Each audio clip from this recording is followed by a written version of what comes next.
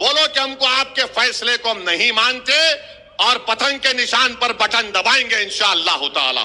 السلام علیکم ورحمۃ اللہ وبرکاتہ۔ محترم ناظرین کرام، جب سے مولانا سجاد نعمانی صاحب کا وہ فیصلہ سامنے نکل کر آیا ہے جس میں انہوں نے مہاراشٹر کے انتخابات میں اورنگ آباد سے جناب امتیاز جلیل صاحب، مجلس اتحاد المسلمین اویسی صاحب کی پارٹی کی حمایت کرنے کے بجائے انہوں نے سماج وادی پارٹی کے ایک اور نمائندے عبدالغفار قادری صاحب کی نمائندگی کی، اور اس کو لے کر مولانا سجاد نعمانی صاحب کے خلاف کچھ لوگ اپنی رائے بنا رہے ہیں اور ان کے خلاف بات کر رہے ہیں۔ مولانا سجاد نعمانی صاحب کے خلاف رائے بنانا کوئی بری بات نہیں ہے، یہ سیاسی اختلافات ہیں، اختلافات کیے جا سکتے ہیں، لیکن اس کو لے کر کچھ لوگ مولانا سجاد نعمانی صاحب کو دھمکی دے رہے تھے، گالیاں دے رہے تھے، برا بھلا کہہ رہے تھے۔ اس کو لے کر امتیاز جلیل صاحب کا یہ بیان آیا تھا جو ہم نے ہمارے چینل پر کل رکھا تھا، آپ نے نہیں دیکھا تو جا کر ملاحظہ فرمائیں۔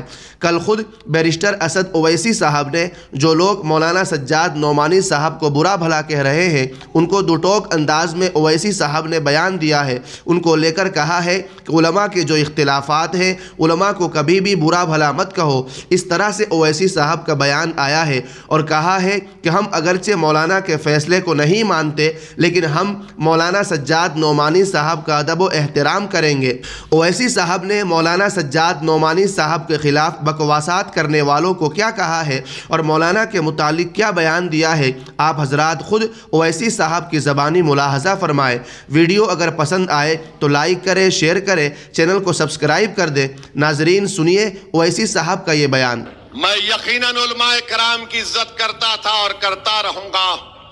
اختلاف رائے ہے اور رہے گا، اس میں کوئی دو رائے نہیں ہے، مگر میرے بھائی یہ ہمارے علماء ہیں، یہ انبیاء کے وارثین ہیں، ہم اختلاف ان سے کر سکتے ہیں مگر ان کی توہین ہم اپنی زبان یا اپنے لکھت سے نہیں کرنا چاہیے، بالکل نہیں کرنا چاہیے۔ اختلاف کرو، بولو کہ ہم کو آپ کے فیصلے کو ہم نہیں مانتے اور پتنگ کے نشان پر بٹن دبائیں گے انشاءاللہ تعالی۔